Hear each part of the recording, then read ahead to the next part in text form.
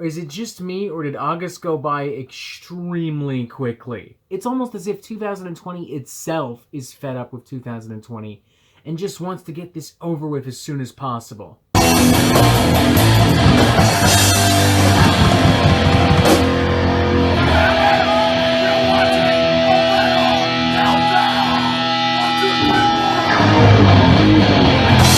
Summer is pretty much over, but thankfully there are still plenty of hot tunes to talk about in this month's Albums I Missed video, in which we look back on August 2020 and a variety of records that, for a multitude of reasons, I simply did not have the time to properly talk about. Which is kind of a decent-sized list filled with some decent-sized releases. I mean, August was kind of a short month, but it managed to cram-pack a lot of goddamn material within it. With that in mind, I think we should just go ahead and get started, and let's start off with this brand new compilation record from the legendary first wave black metal band Venom, entitled Sons of Satan. Following Venom in 2020 has honestly become something of a chore, not just because of the band's incredibly mediocre modern output, but also because of the fact that they have literally splintered off into different factions of bands that are constantly at war with each other,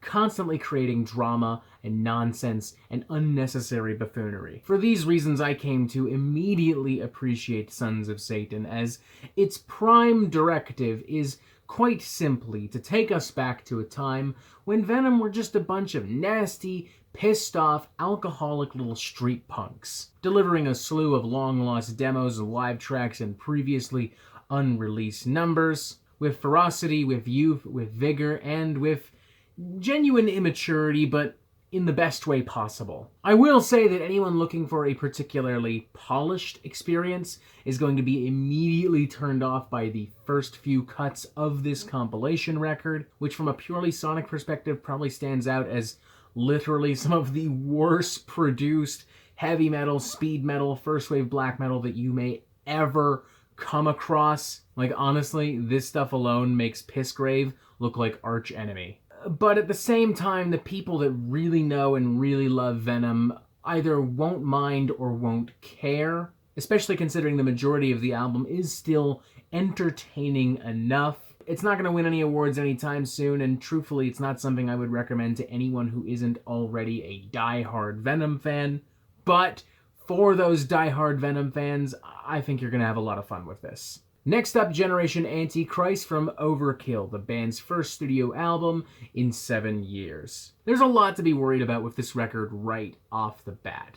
For one, let's all be entirely honest with ourselves, Onslaught has never been anyone's favorite thrash metal band. They're by no means mediocre, but they're also not nearly as inventive and iconic as artists like Testament or Anthrax or Megadeth or Sepultura. And the fact that Onslaught has had more lineup changes than fucking Megadeth is itself a worrying sign as well. I mean, for God's sakes, according to Wikipedia, their current lead singer literally joined the band this fucking year. But all that aside, I'll happily give credit where it's due. Once I clicked play, I didn't really have any concerns anymore. While I would not by any stretch call Generation Antichrist a particularly creative or ambitious record, it does succeed in delivering some pummeling thrash metal with old school fire and modern flourishes and production mentality. Lots of sharp metallic riffs, lots of explosive solos, some incredibly fucking tight percussion actually across the board. In fact, I would say the percussion work is probably my favorite thing on this record. All in all, I kind of enjoyed this thing. If you're looking for a sharp, short, gnarly blast of old school thrash, this'll do the trick. Next up, Where Only Gods May Tread from Ingested, and full disclosure, this album just bored the fucking shit out of me. I can get down with some of the atmospheric and progressive flavors of the track Another Breath featuring Kirk Weinstein, and I do think it is a very well produced and arranged record with some really strong performances. But man, as far as the core songwriting is concerned, there is just nothing fucking nothing going on here. I'm sure someone will chime in with some comment somewhere along the lines of, oh bro, but it's so brutal. Oh my god, it's so fucking brutal, bro. Oh. I've said it before and I'll say it again. As far as I'm concerned, brutality alone does not automatically make for a great record. I understand that for a wide majority of death metal and extreme music listeners, that's all y'all want to hear. You just want to hear some brutal shit, and you just want to play that forever and ever. Good for you. But that shit does fucking nothing for me. And this new Ingested record, as a result, did fucking nothing for me. Next up, The Sinner, the debut album from Kill the Lights, a melodic metalcore supergroup featuring members of Fret Signal and Bullet for My Valentine. And truthfully, I don't really have much to say about this album because, I'll just be honest with y'all, I fell asleep. Literally, I listened to this album, and right around Open Your Eyes, maybe the 6-track Plagues, I just outright fell asleep. There's absolutely nothing on this record that I haven't heard 1,000 other fucking times from thousands of other melodic metalcore records.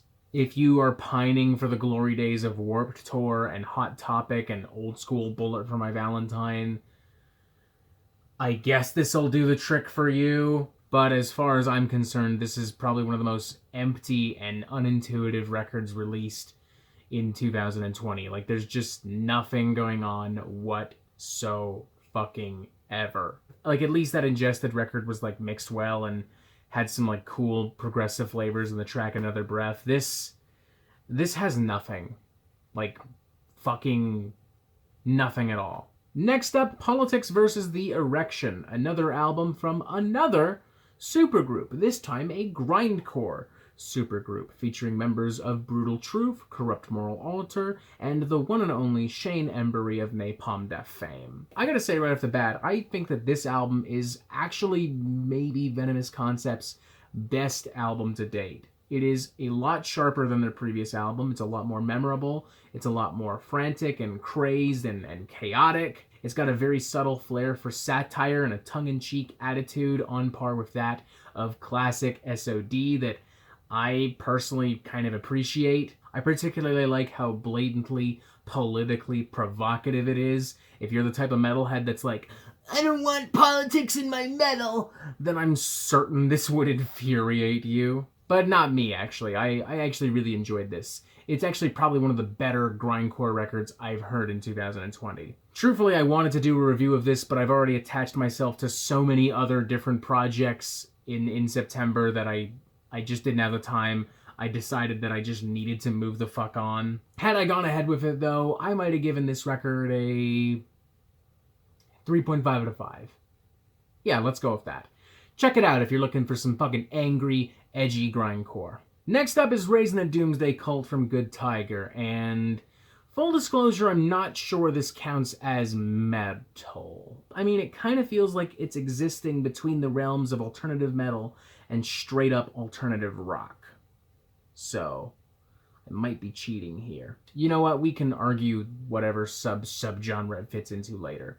Let's just talk about the album, which is pretty cool. I think it's consistently a really catchy record. I think it's got a really great vibe and atmosphere to it. I kind of feel like it's pulling from like modern post-hardcore and bands like Turnstile, while also pulling from like classic alternative rock, namely Jane's Addiction and some early Garbage. I like a lot of the themes and the lyrics across the record, and I'm especially loving the closing number, If You Weren't My Son, I'd Hug You. I like its angsty spirit. It reminds me a lot of like the very first Radiohead album, which, to be honest, I've always thoroughly enjoyed, and I'm not even a huge Radiohead fan. I don't know, I'd say check it out, you know? If you're looking for a break from all of these super brutal tunes, give it a shot. Next up is Nija from Orbit Culture, an album I've received a lot of requests for. Seems as though this is a pretty popular album at the moment. And I can understand why, you know, it's pretty fierce, it's pretty abrasive, pulling influence from a wide variety of bands such as Gojira,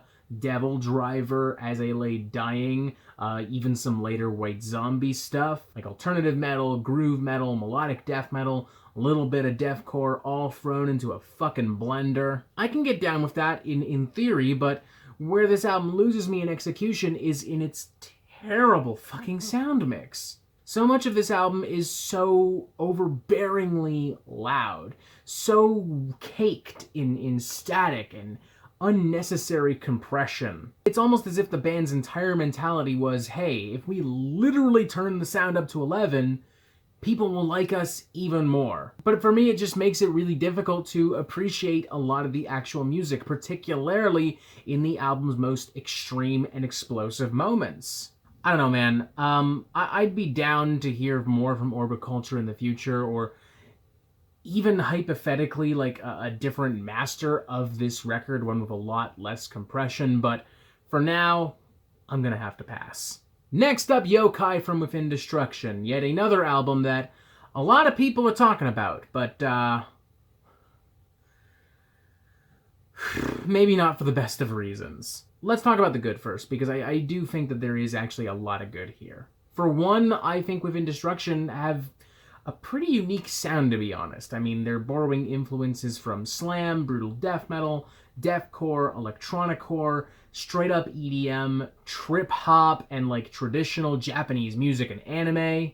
And they're fusing it all together in a very abrasive, dare I say somewhat unpredictable mix. It is, for my personal taste, overwhelming, but I'll happily give the band credit for doing something really different and funky and out there. I mean, I can't really think of any other band in the modern deathcore scene that looks or sounds quite like Within Destruction, so props for that. But unfortunately, the band lose me big time on these fucking lyrics, which range from being incredibly edgy and cringeworthy to being outright dangerous. Through most of the album, Within Destruction are dedicated to establishing this super tough, macho, gangster image. Just constantly talking about how cool they are, how tough they are. They don't give a fuck what you have to say because you're a fucking little pussy and whatever. And in the album's worst moments, Within Destruction are, in my opinion, outright encouraging, or at the very least romanticizing, suicide and self-harm. Especially in the song Harakiri, where Within Destruction outright say